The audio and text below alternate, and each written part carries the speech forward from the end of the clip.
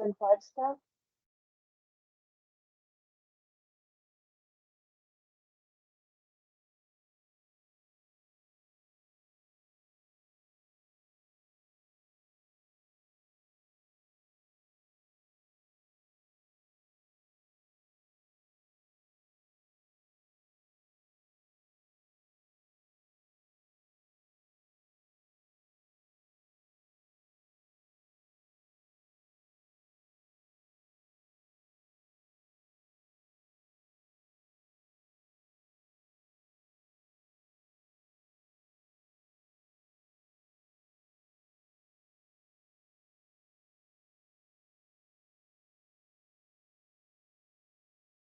Well, I see we have 4 commissioners here, and the mayor, and our youth representative or youth liaison, and our transportation liaison too, but not 2 of our commissioners. So maybe maybe we'll wait another minute or so.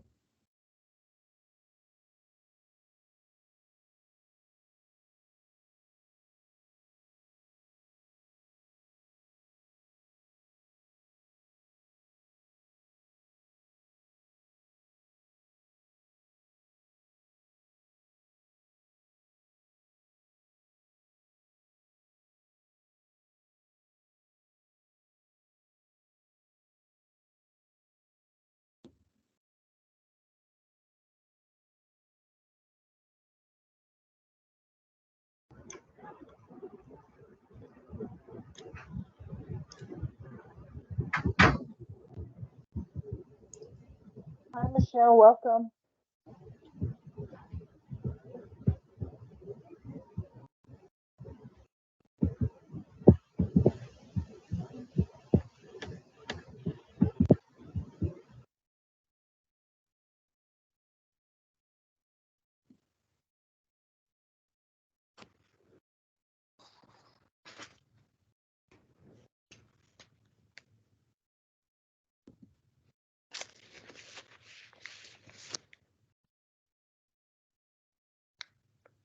Okay, I think we're going to go ahead and call our meeting to order. So I will do that, and it is 12:03 p.m. And I would like to welcome everyone to today's meeting of the Commission on Inclusion and Adaptive Living. My name is Russ Randall, and I chair the commission. Our commission serves the disabled community of Flagstaff, and our commission goals are to expand educational opportunities, improve access to housing, buildings, and transportation, have greater participation in recreational, social, and cultural activities, encourage greater opportunity for employment, and expand and strengthen rehabilitative programs and facilities. Mariah, would you go ahead and do the roll call for us, please? First, Keith Becker. Present. Sarah Dorman. Michelle Eisenberg. I thought I saw, oh, Michelle's having trouble. Okay, she's here though.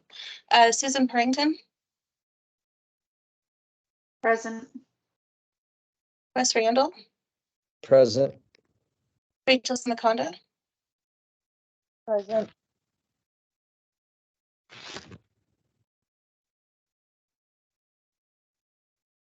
Thank you, Mariah. And all commissioners should have their microphones on mute to keep the background noise out of the chat room. The chair of the meeting will ensure that everyone has an opportunity to speak if they would like.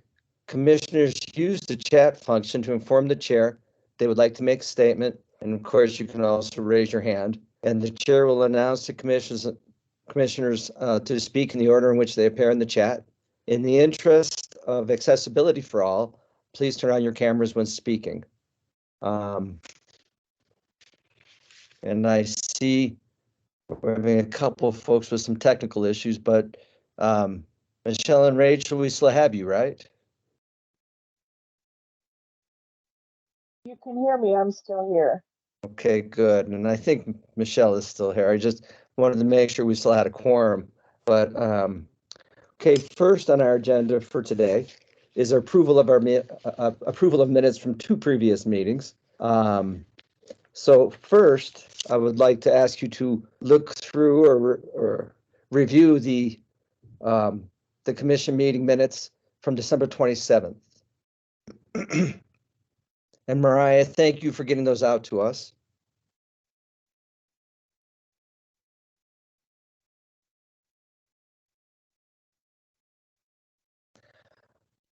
Are there any corrections to the minutes from the meeting from December 27th?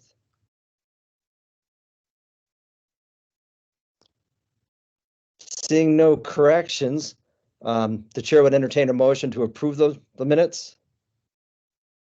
I would like to I make will a pass the motion to approve. both minutes. Okay, I think Keith moved to approve the minutes from December 27th, and I think Rachel seconded that motion. Is there any discussion?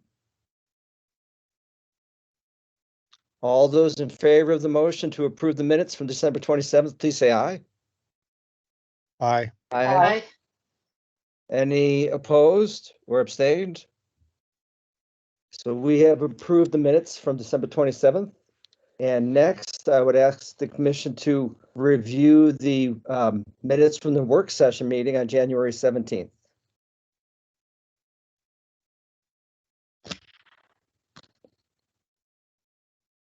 And again, Mariah, thank you for getting those to us. Do any of the commissioners have any corrections for the minutes for the meeting on January 17th? Yeah,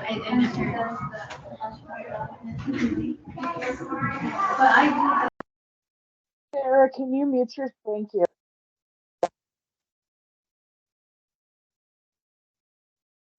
Are there any corrections to the minutes from the work session on January 17th? I do have a correction, actually, and just a small correction. And looking at that, that would be on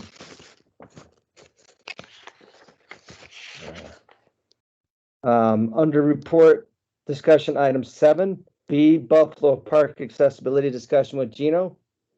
Just in addition to the very end of that statement, where it says, upon additional research, it was found that the 6 exercise stations are not required to have any fall attenuation, and the best resolution for accessibility would be to remove the fibers and use the same material used on the trail. From my notes, I wrote that Gino also said this would be happening in the spring of 2024 as the areas are presently frozen. Okay, I'll make that addition. Thank you, Mariah. Are there any other additions or corrections to the minutes from January 17th? Seeing none, the floor would entertain a motion. I will make a motion to accept the minutes with the addition. And is there a second? Rachel, thank you. Keith and Rachel. So it has been moved and seconded to approve the minutes as amended for the January 17th meeting. All those in favor of the motion, please say aye. Aye. Aye. Aye. Do we have anyone opposed? And any abstention? The commission has approved the minutes from the work session on January 17th. Thank you, folks. Next up, do we have information items from any of the commission members?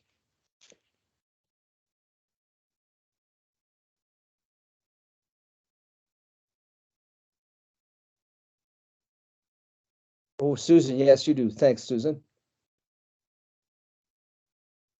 Hello, everyone.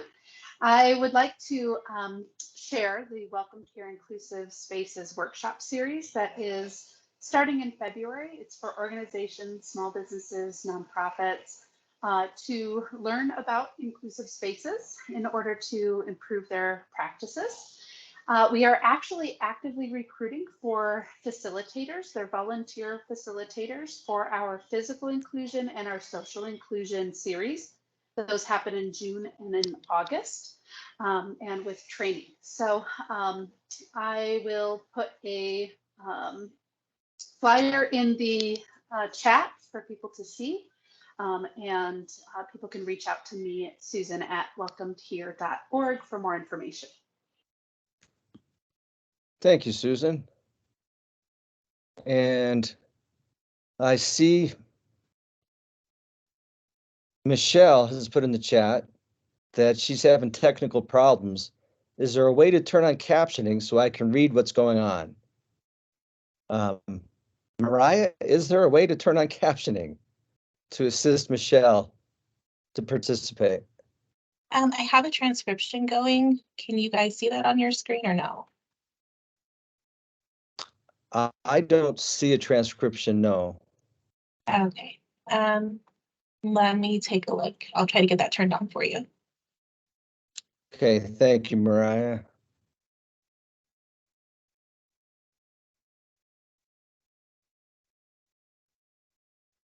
Oh, Michelle is now sending us an eye there. I believe Michelle. Okay, Stella says, I believe Michelle has to do that individually. It's under more language and speech. So Michelle, let's try that.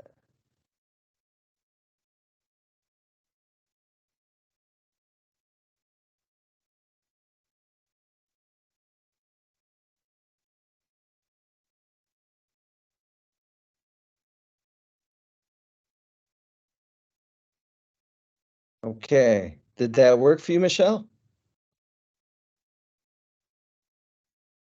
Yeah, that actually worked for me as well. That's kind of interesting. Okay. Okay, thanks, folks, for your patience in working through that technical problem. So did any of the other commissioners have information to share at today's meeting?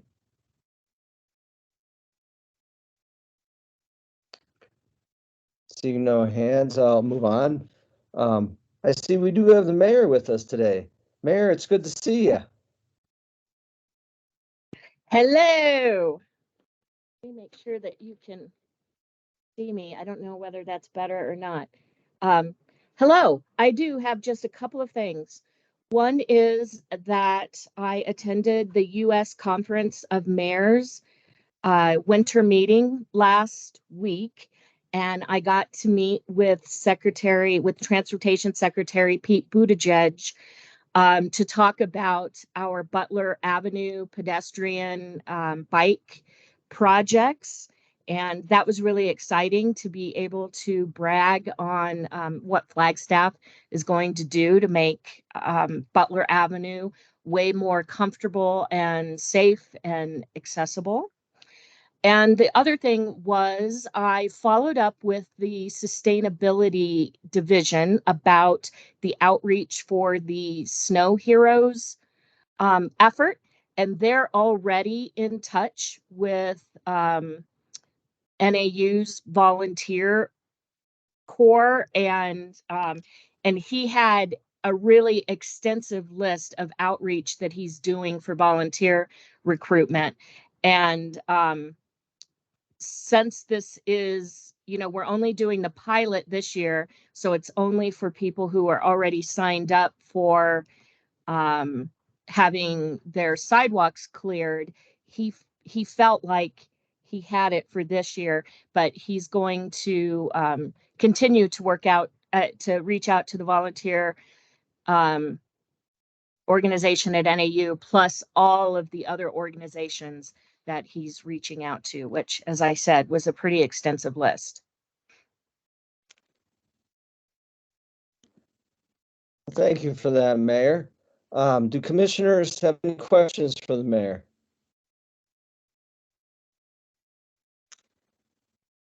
I'll pop off. I No, mean, hold on. still on the I do- meeting, but my camera off. I have a couple questions for you though, Oh, actually. okay. First, we sent a letter, the commission sent a letter to the council suggesting that perhaps the city could put together a call to action for local employers or organizations to participate in volunteer work efforts. And I'm just wondering if anything has been done with that. That will be also folded in to the work that the sustainability division is doing in terms of outreach.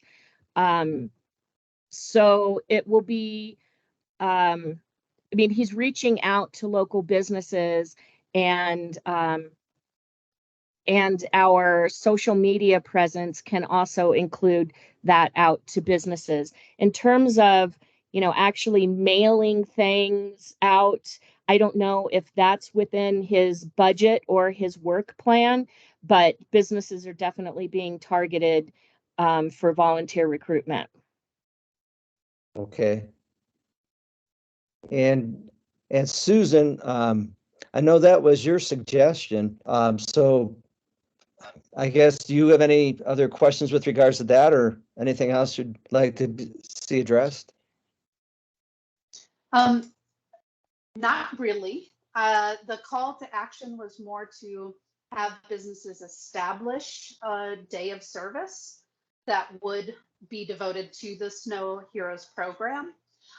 So I'm sure the language that's being used by the sustainability group are using some of that language to try and get businesses to get involved, compared to just recruiting ongoing volunteers, like to actually create an event for that business for after a snow event. So sorry.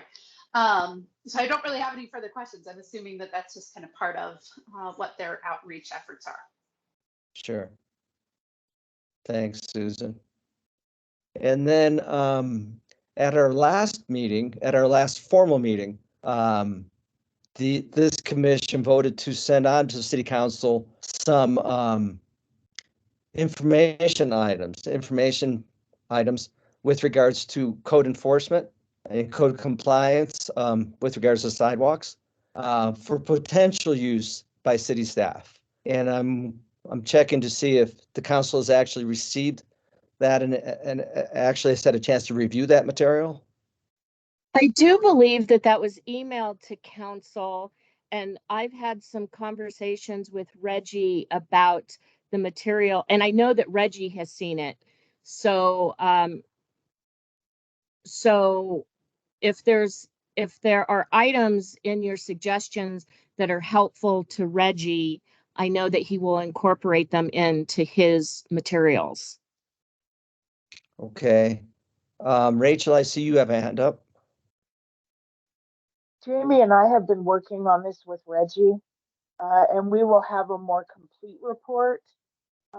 We're in contact with Reggie at least once a week, probably more, but we will have a more complete report to present to this commission in the formal meeting next month. Thank you, Rachel. And Mayor, it's kind of a funny situation because when we had that reviewed with Reggie and the chief of police, Chief Musselman, actually wanted to use the information in addition to what is currently used. And then I think Reggie just wanted some more chance to review that. So I don't know. It's just, we kind of think that perhaps some of the information that we submitted to the council might be helpful to use in addition to what Reggie currently uses or what the police department currently uses. So. Okay, I can definitely talk to Reggie and to chief or deputy chief about those materials and just see where they are and whether they thought that they were going to be something that's going to be useful to them. And Rachel, I think I said that correctly, right? I mean, Chief Musselman thought those would be a good use, right? So I'll speak first to Reggie. Reggie has taken a look at those and said basically they're the same exact thing that they're currently using. And when I spoke with, I think I spoke with the PIO at the police department, but they said at this point in time that they really are not interested in using anything other than what Reggie wanted. I know that Chief Musselman said that he wanted it, but now that he's retired, I think it's gone a different way. So, but it's something that we are continually talking to Reggie about, and we will ask for a sit down meeting with the police chief when one is hired.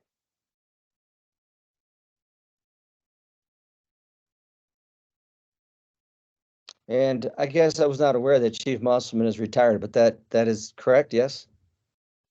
Yes, and information about that is going to be shared with this commission, ways that you all can get involved in meeting and speaking to candidates for police chief. Okay, thank you for that too. Awesome. We appreciate that, Mayor. And and we would congratulate the chief on his retirement. Retirement's kind of a big deal, as I know, but we would congratulate the chief on his retirement, well-deserved retirement, I would say. But commissioners, do we have any other questions for the mayor? Thank you for your update and for your report, Mayor Daggett. Okay, next up we have our update from our staff liaison, Mariah or Lisa. Okay, so in the email I sent all of you, I also sent a Word document that's essentially what we're looking at to create a working calendar for this commission. Let me share my screen real quick.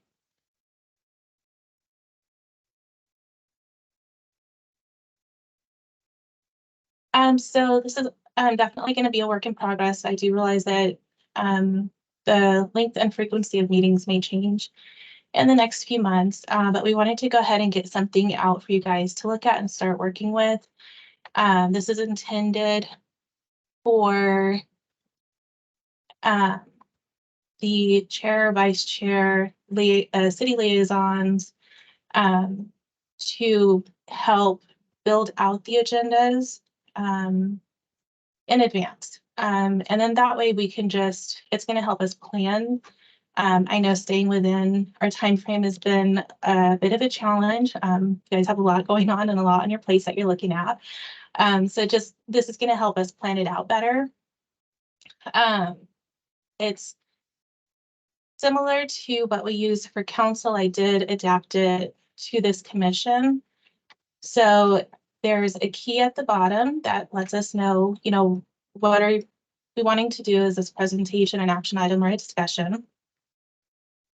And then in the far left column, you would just put what it's for, and kind of like a time frame. Like, do you think it'll take 5 minutes? Do you think it'll take about 10 minutes? And that way we can better plan the meeting. Just whoever is requesting it, the staff or commissioner that it's going to involve or is working with the requester, and just a description of what it's going to be. So this was something that was requested during the work session. And so I put it up here as an example. That doesn't mean it's going to stay though. So if this is going to move to a different meeting, or if you think there needs to be more time for it, that's definitely something that we can do. This is just an example. What we're also going to do is on the far right corner, or on the far right column, once the agenda is full, we're going to lock it. So we're not going to have anything else added or removed. And this is going to help a lot with planning. It helps the commissioner see what's coming up. And hopefully, I just want to do whatever I can to help you guys make your meetings as productive as possible. Does anyone have any questions, comments, anything? Well, I see that Susan has put in the chat that she requested access and has not received it yet. Okay, I haven't gotten an email, but I'll take a look at that. All of the commissioners should have access to that SharePoint that I sent. But if anyone else hasn't received access, please let me know. Yeah, I followed all the steps. It then sent another request from my same email, the Susan@welcome here. So I'm not quite sure why it looped back around and asked for further access. I'll take a look at that. And thank you. And Keith is reporting that it would not let him into view. And I believe that happened to me as well, Mariah. So let me ask, are you able, like you can't get into the SharePoint at all, or is it just, because right now the only document posted in that SharePoint is your availability calendar. So just so I haven't can been kind of able to see, access it either, Mariah. okay, so I'm guessing I did something wrong there, but I'll definitely get that fixed for you guys. Right, okay. I'm not sure what, it's probably somewhere in the access, but I'll definitely look into it and I'll get it corrected and I'll send it back out to you guys. And just let me know if you continue to have issues when I send it back out. Sounds good. Well, thanks for working on that, Mariah. I think that will help us with regards to, especially maybe our long-term planning with regards to what things we wish to work on as a commission. So thanks for working on that, and we look forward to seeing that email from you again. So thank you, though. Next up, we have our update from our transportation liaison, Estella Hollander. Excellent. Thank you, Russ. Hi, everyone. Estella Hollander. I'm the planning manager with Mountain Line in Flagstaff. And a few updates. So we hired a new associate transit planner. She will start February 20th. I don't know, maybe some of you remember Mitch Reddy. He provided these updates for several months, and then he left Mountain Line, and so we finally have a replacement for him. And so next meeting, I'll make sure to introduce the new planner and get her acquainted with you all. Otherwise, one update regarding our wheelchair accessibility vehicle subcommittee. So this group is really focused on bringing more wheelchair accessible vehicles, focused on more like taxis, Ubers, and Lyfts. Think through kind of solutions and ideas around this topic, just because there is a lack of wheelchair accessible vehicles in Flagstaff. So this group, we've been talking maybe like Sun Taxi as one idea. This there's been a little bit of momentum there, possibly with maybe Sun Taxi getting a wheelchair accessible vehicle. We did develop a one-pager document, which kind of talks a lot about the need, as well as some like action steps of how to, you know, if someone would be interested in either leasing or purchasing a wheelchair accessible vehicle. We have some different resources we could give them. So we did print some flyers and working on distributing them. So I can share that with this group as well in a little bit here. So that's what we've been working on. Our next meeting is January 30th, so next week. So hopefully we'll have some additional ideas and items to talk through. In addition, our Coordinated Mobility Council. So this is a group of some members of the public. There's also like human service agencies, transportation, Coconino County. I know there's a couple of you who attend those meetings as well. We're really focused on discussing transportation challenges and solutions around older adults and people with disabilities. And so our next meeting is next month, February 23rd. So if any of you are interested, let me know, and I can always send you more information on that meeting. So that's it for me. I'll put my email in the chat. Any questions on any of the items I discussed? And Estella, will you be sending that flyer to us, or do you want to just? Yes, I'll do that. So that way, you all can always distribute as well if you know of people who, you know, just want to, if you want to spread some awareness around the topic. So. Okay, thank you, Stella. Commissioners, do we have any other questions for Stella? Well, thanks for the update, Estella. Good to see you. Thank you. Yeah.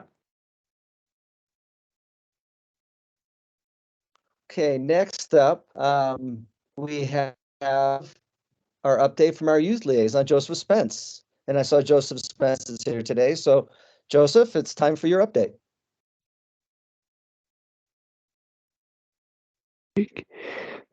Good afternoon, everyone. Joseph Spence here, one of the greatest students from Mr. Randall's class back in his day.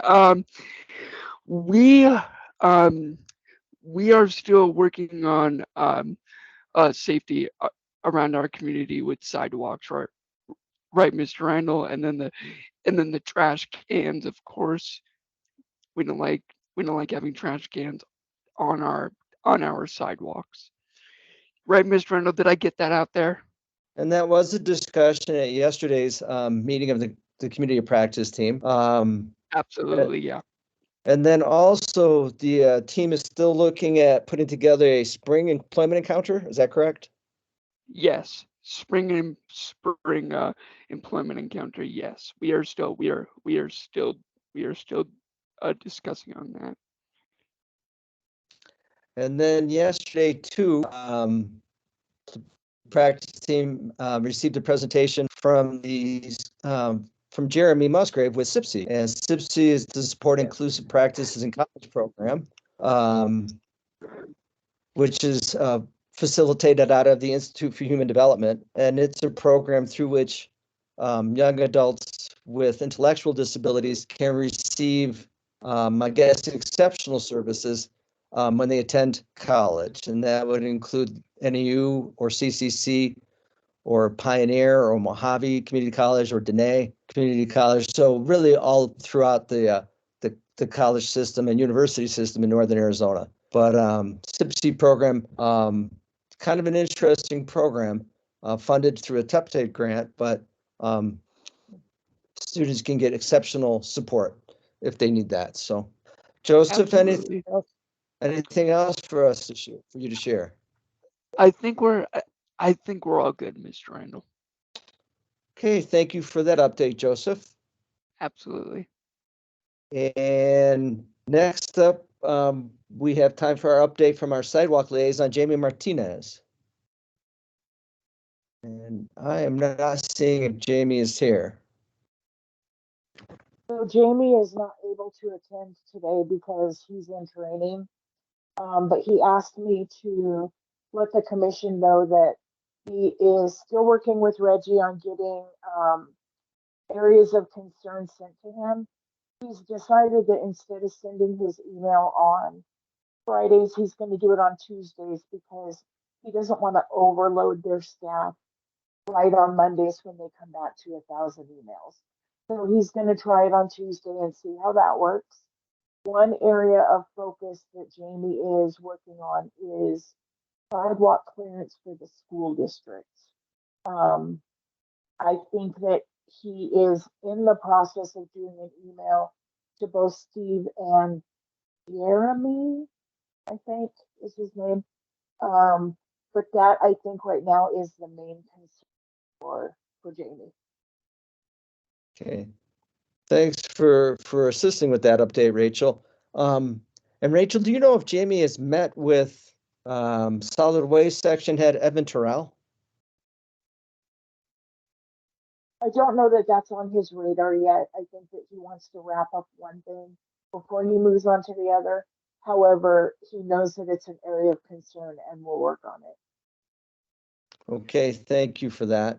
And it does continue to be an area of concern. I know when Mr. Terrell came to our meeting on December 20th, we talked with him about our concern about garbage cans being placed on the sidewalks. So I would like to invite Evan Terrell to come to our next work session meeting on February 21st. So I have sent him the no. invite and the questions that you guys have. So if you have any additional questions, just let me know. And once he's able to look at his schedule, I'll confirm with the chair and vice chair. Thank you for that. So the other thing I wanted to say is that Jamie is taking. I will put Jamie's email in the chat, but Jamie, you guys can send any concerns that you have directly to Jamie, and then what he does is composes that weekly email.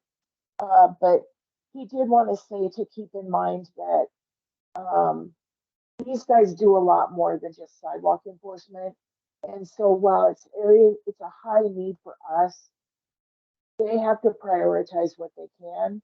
And so Jamie is doing the best he can to help them prioritize things that need to be focused.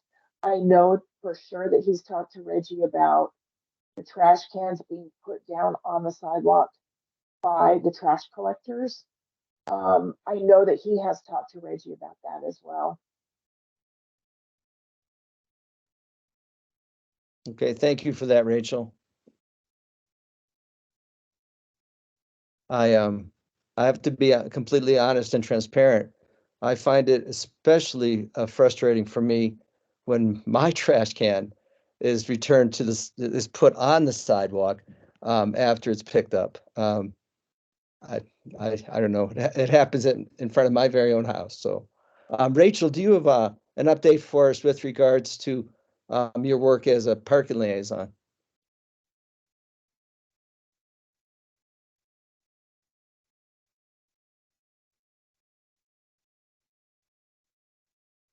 Sorry about that. I was trying to type an email too. Um, I have turned in my application to become a civilian aide and just waiting for the results to come back and see if I've done it, and then I will start the civilian aid training. So as of this point, not really. Okay, that sounds fine though, Rachel, and I understand that with the transition among the leadership in the police department, that might be kind of a couple of things going on at the same time. So, but thanks, Rachel. Do we have any members of the Just a few. public here? Do we have any members of the public here today who would like to participate? I don't see any. Okay, next up, I do see that we have Martin here today. And Martin, if you would provide us with your report on Proposition 419.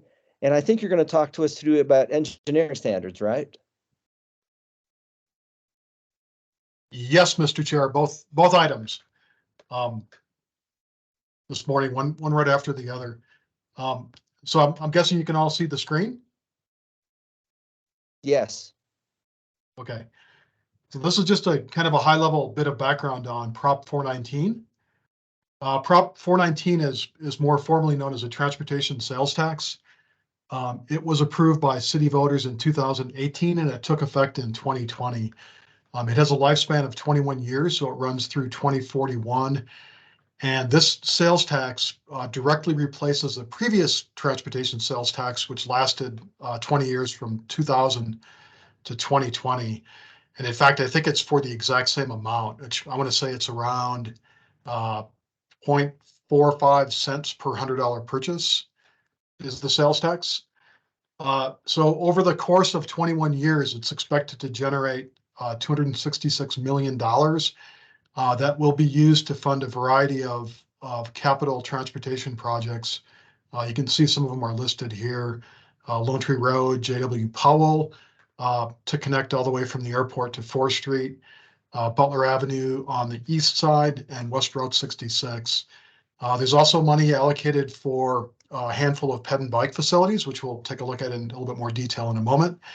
And then there are a couple other kind of miscellaneous categories like modernization of our traffic signals, dark sky lighting, and things like that. And it's probably worth mentioning that the Lone Tree Overpass was funded through a separate sales tax, which was known as Prop 420, that got approved at the same time. Also, I'm just gonna kind of move, but if you guys have questions, just feel free to jump right in. No need to be formal about it. A little bit about the ped bike component of the tax. A total of 29 million has been set aside over the 21-year life of the tax, and that funding is a bit front-loaded. So we're getting, for the first handful of years, $2 million per year to build ped bike projects. We have identified projects in a number of categories. They include sidewalks, bikeways, foot trails, crossings of streets, and then bridges and tunnels for pedestrians and bicyclists. Some of the money is also used for staffing and planning. And that's generally related to planning for and delivery of some of these projects. And if I'll pause, and Rachel, I think you have a question. I do, Martin. As part of that includes sidewalks, bikeways, all the other stuff. Is any of that going into the sidewalk repair program? No, this is generally for missing sidewalks rather than for repair of existing sidewalks. So typically Okay, thank you. new capital projects. Yeah, yeah. We are looking at using some of the money to replace foot trails that have fallen into such a state of disrepair that they're no longer able to be maintained, and that and then they're mainly asphalt foot trails that develop cracks. So there may be some money put aside. We've requested to replace those with new concrete trails. I wanted to talk. Oops, Russ, you have a question? Yeah, I'm sorry, Martin, to cut you in there, but so none of the money is going to go towards sidewalk repair? Correct. And why was that decision made? It was there was a whole process that went along with what the tax would consist of, and how much it would be, and what it would fund. In fact, a temporary committee was convened for the better part of a year before it actually went to council to talk about how much of all those things and kind of decide on what it would look like to recommend to council. And so during the course of that process, it was the final determination was that it would be used for capital projects rather than ongoing maintenance of things. So most of the things that you see highlighted in the tax are projects. Right. I just, Martin, and doing some research, and I think really, and Keith doing some research, we have found that in some cities, sidewalk repair is the responsibility of the resident, as in our city. But then in Yes. other cities, the city actually takes responsibility for sidewalk repair. Yeah, I think our model is not particularly uncommon. A lot of cities do it that way, for better or for worse. Right. And then another question with regards to the foots. And I thought I heard you talk about repair and replacement, but will any thought be given with regards to accessibility in that repair and replacement also be given? Yes, that's definitely part of it. So whatever needs to be upgraded to meet current accessibility guidelines or standards would be part of that project. Thank you. Like I think of, for example, the asphalt foots along Fort Valley Road over the years has lost a lot of its truncated domes at the corners. So at a minimum, those would need to be replaced. And then we generally have curb ramps in most places, but if they have to be missing or not up to standards, those could be replaced as well. Or if they're in need of replacement, they could be replaced. Okay, thank you, Martin. You're welcome. Typically, all the things that we would build would be built to meet accessibility guidelines and standards. So I mentioned the committee that was convened prior to the tax getting adopted. We began a planning process in conjunction with that, and we've continued it afterwards to identify the types of projects and the actual projects that would get planned and built with the tax. And generally, we follow these 4 steps. The first being to plan for where new facilities are needed, or like in the case of sidewalks, where sidewalks are missing. The second was to look at how they might be implemented. So for example, sidewalks that are missing along streets are often built as part of new development or as part of other capital projects. So we wanted to identify where we have those opportunities and make sure that happens. The third step was prioritizing them, which I'll get into a little bit more detail in a moment. And then finally, we program the priority projects with the funding that we have available. So for prioritization, we used 4 different factors to identify which facilities are most needed and would be most used. The first factor is generators and attractors. So these are things that encourage or support walking and biking trips. And they include things like proximity to schools, to parks, to transit stops, high-density residential neighborhoods, commercial areas, things where that people would walk to and from or bike to and from. The second was social factors. So we looked at our low-income neighborhoods. We looked at where we have concentrations of populations of elderly people or children or minorities or persons with disabilities. Anything that would kind of suggest populations or geographic neighborhoods that have been historically disadvantaged or who would benefit from having higher levels of service for walking and biking. The third was need and functionality. So just basically kind of a subjective assessment of how valuable that particular facility would be in that location. And then the last was a comfort index that we developed.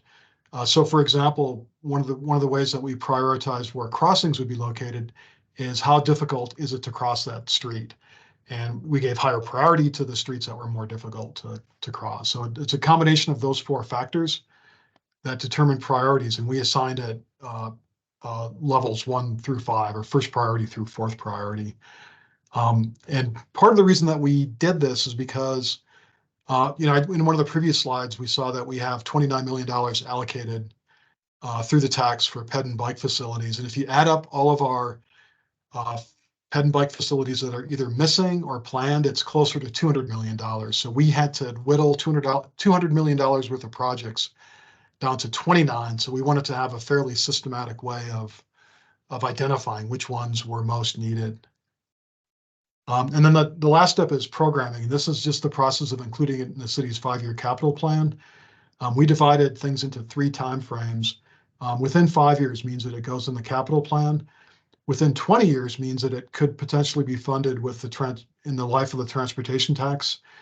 And beyond 20 years are the projects that just kind of fell off the end that we haven't identified that funding for. Just a bit about the 5-year capital plan. We do it every year. And the first year of the plan becomes next year's budget. So if we ask for money for a particular project and council approves it, then we have money for that project in the next fiscal year. The remaining 4 years are kind of our plan. So we want to see what's coming next. And then the year after that and the year after that. So it's kind of a planning document for us. And I wanted to give you just an idea, like this is, these are missing sidewalks on major streets. So not every residential street, but at least the bigger streets. And this map is symbolized by time frame. So you can see in red is everything that is in the capital plan. Orange is all the sidewalks that could potentially be funded with a transportation tax. Blue is what's beyond 20 years, so unfunded. And then the gray are sidewalks that would be part of other projects like private development, for example. And then similarly, here's a similar map for enhanced crossings, showing that same kind of breakdown. So you can see we've kind of missing sidewalks and crossings are scattered kind of all around town where they're needed. And the red, orange, blue really is kind of the byproduct of that prioritization process where we're trying to determine which ones are most important, where they're most needed. I'll close with just a note about grants, and the council and the committee talked a lot about this, but they really encouraged us to find grants to help supplement the tax funding. So far, we've gotten a grant for first mile, last mile through Mountain Line is actually wrote the grant and received it. And that gives us $5.4 million for sidewalks, crossings, and bikeways that help support transit and access to transit. We have, as the mayor mentioned earlier, we have a Safe Streets for All grant of almost $10 million in federal money to redo Butler Avenue. And then there are a number of other federal grants that are coming up. All of these are funded through the bipartisan infrastructure law, just passed a couple of years ago. It's actually a pretty good time to get federal money in grants for these types of projects. Almost all the grant projects have 2 essential elements. One being that they're supportive of active transportation or alternative transportation like walking, biking, and transit. And then second is they all have a significant equity component. So the more your project supports equity, the populations it serves, the neighborhoods where it's located, et cetera, the better chance you have for that funding. And this is kind of a golden era. In a way, there's a lot of funding available for these types of projects. So that, and I will mention too, we have an online map that shows where all these things are located. We are in the process of updating it, following kind of our draft capital plan. But when that's been updated, I'll send a link to Mariah and she can set it up. And then you can kind of pan around the city and see what kind of things are planned and in what locations. So that's all I have about that. But again, I'm happy to answer any questions or hear your discussion about Prop 419.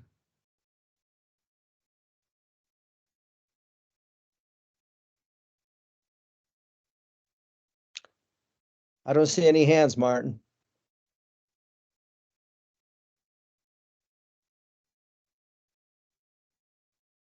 Well, thank you for that, Martin. Now, are you going to talk to us a little bit too about engineering standards revisions? Yes, I would like to, if you'll have me. Please do. Okay, so I think either the last meeting or maybe the regular meeting before that, we made a presentation on proposed revisions to the city's engineering standards. And I wanted to bring one item back in particular because I think it deserves our attention and your discussion, and that is the issue of rolled curbs. First off, just to give you an idea of kind of where the process is with the engineering standards, we are planning a public meeting on January 31st. I believe that we will also be planning a virtual only meeting as well. So for people who can't attend in person on the 31st, and I'll provide information to Mariah about that. We're planning to go to council for a work session on the 27th and the final council approval on the 19th. There is a survey open. I'll copy and share this link in the chat if you're interested in providing your own comments via the survey. And then on to the topic at hand, I wanted to talk about a little bit about rolled curbs. And so the proposal in the revised engineering standards would allow expanded use of rolled curbs in residential development. Expanded meaning that more new development would have the option of using rolled curbs. And just for clarification, the image on the left shows a standard vertical curb. So it's called vertical because that 6 inches at the face of it is straight up and down. So it forms a nice barrier. It keeps water in the street. It's harder to drive over. Although you can see in this image, people certainly rub their tires on curbs when they park. On the right-hand side, and I don't know how visible this is. It seems a little bit tough to see, but that's a version of rolled curb. So it's essentially flatter. It forms more of a kind of a drivable surface between the street and whatever is adjacent to it. So I'm gonna pause and just ask for a confirmation. Did I do a good enough job explaining that, or did these images do good enough job? Or are you already familiar with vertical curb versus roll curb? Yes, I can see the difference there. Okay. Martin. Okay. I'll plow forward. So our current standards, rolled curb is allowed in townhouse and other multifamily development where the lot widths are 40 feet or less. And the thinking is when a lot width is 40 feet, that most of that 40 feet, probably half of it would be taken up by a driveway. And so it doesn't leave much room for parking, and you end up with kind of driveway after driveway after driveway. In the new proposal, it would be allowed in single family and townhouse developments where the lot width is 50 feet or less, where vertical curb is not needed to keep the drainage in the street, where we have a minimum 5-foot parkway, except on cul-de-sacs, And a parkway is that green space between the, right here, between the curb and the sidewalk. Very important. In an urban area, it becomes a furnishing strip, so it looks a little bit more formal, but it serves an important function, as I think you guys have been aware of in the past. I mean, for example, this is where you put your trash can. This is where snow gets stored. It's really helpful. It also provides just a kind of a physical barrier a buffer from the street for pedestrians on a busy street. So the advantage of rolled curbs is that it tends to be less expensive for development because developers are not required to come back later and cut out a spot in the curb for a driveway. The whole curb essentially becomes a driveway. You don't need to provide something separate. It also allows us to use a little bit less concrete where we do have a lot of driveways. Some of our concerns is that because the curb is kind of flat, there's really nothing that prevents vehicles from going over it when they park. So if the sidewalk is next to the street, they can end up parking the sidewalk. If there's a parkway, they could end up parking in the parkway. And of course, it's important to remember that in the proposed revisions that this would only be allowed, rolled curb would only be allowed where we have parkways present. So there wouldn't be a sidewalk directly adjacent to it. Our other concerns is that it may reduce the effectiveness of queuing streets that help slow vehicle speeds. And queuing streets are residential streets that are just a little bit too narrow for two vehicles to pass side by side, especially when there's parked cars on one side or the other, or both. And so queuing means that they have to kind of wait for each other.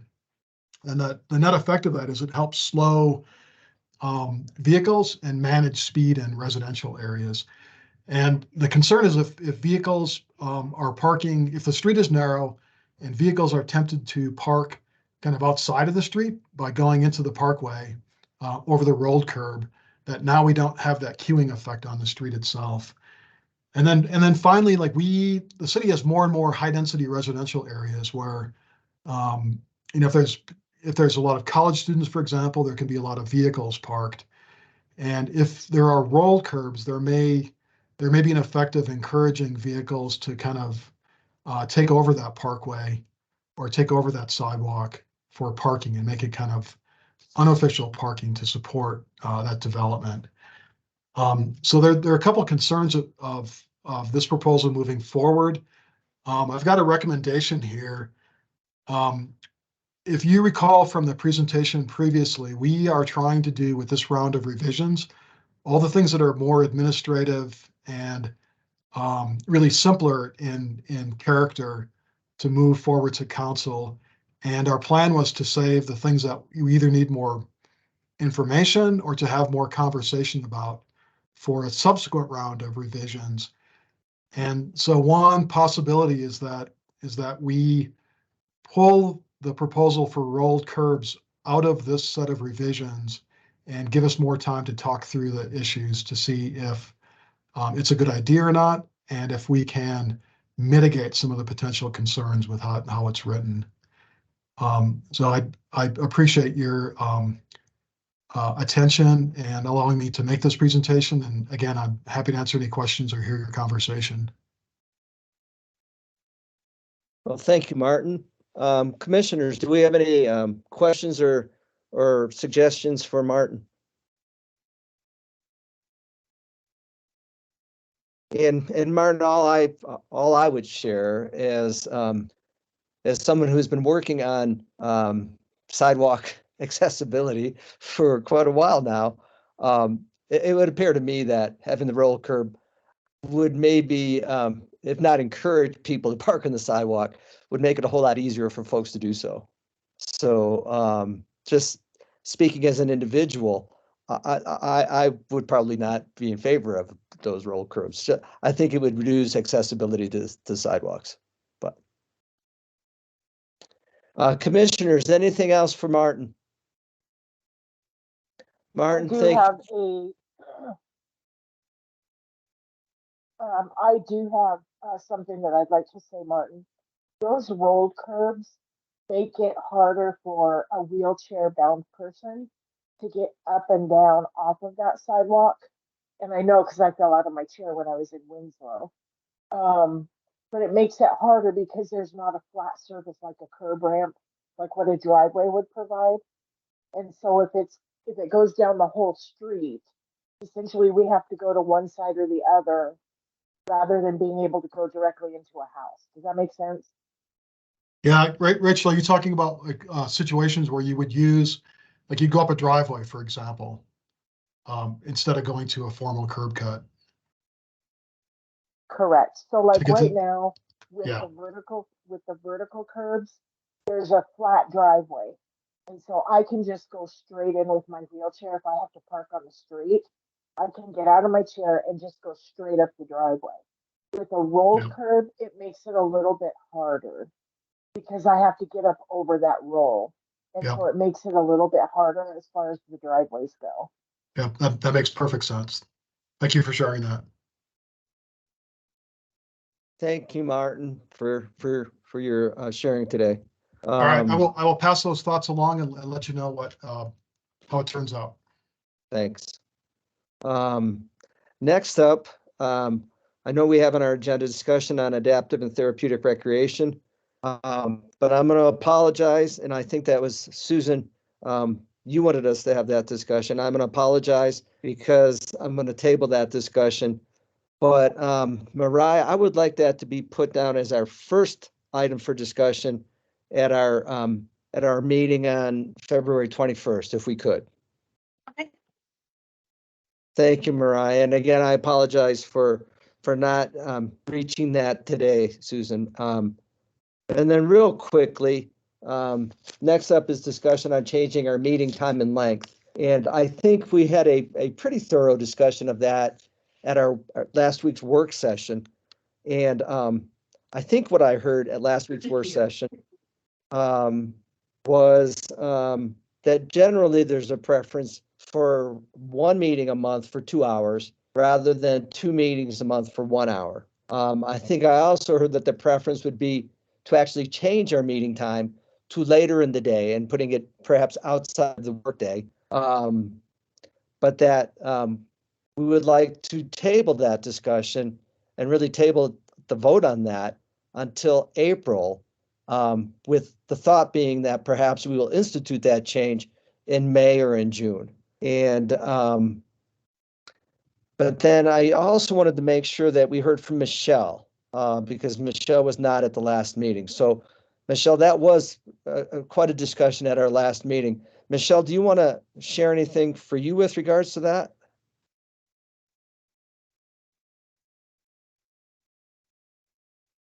Just remember that Michelle can't access either her camera or her mic.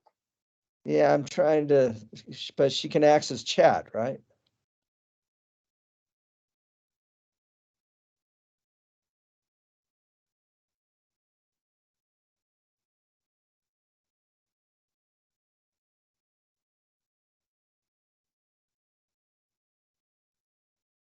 Michelle puts that she would prefer a 2-hour meeting instead of one meeting twice. So I think we kind of have an agreement on that, at least a general agreement on that. But again, I think we're going to table that discussion until April, and then we'll address it at that time.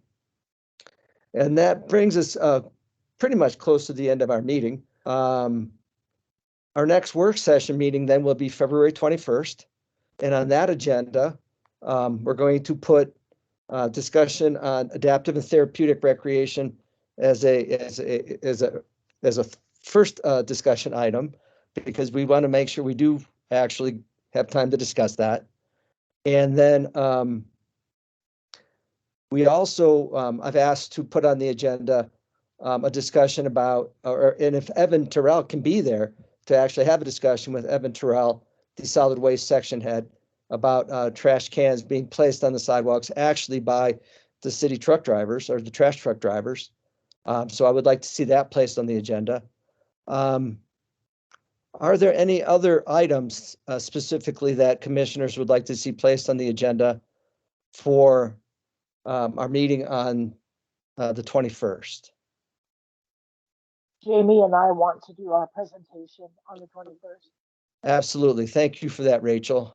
I knew that too, but we'll make sure that gets placed on the, and that's really kind of a more thorough update from our parking liaison and from our sidewalk enforcement liaison. Mariah? So depending on how long the conversation goes, if Evan does attend, will there be enough time for a presentation? So I just want to kind of put it out there. Is this an either or are we going to try to do both? I think there would be time for a presentation, but Evan actually was part of the presentation when Scott Wolverton came and presented to us. So perhaps a presentation, but perhaps really just to have some questions answered. Okay. Okay, I see some more discussion in the chat, so I would encourage the commissioners to look at each other's discussion in the chat. And then, is there anything else we need to address at this meeting, or? Seeing no hands raised, I'm going to go ahead and adjourn the meeting at 1:06 p.m. today. And I thank you all for your attendance and for your input and your discussion. Truly appreciative.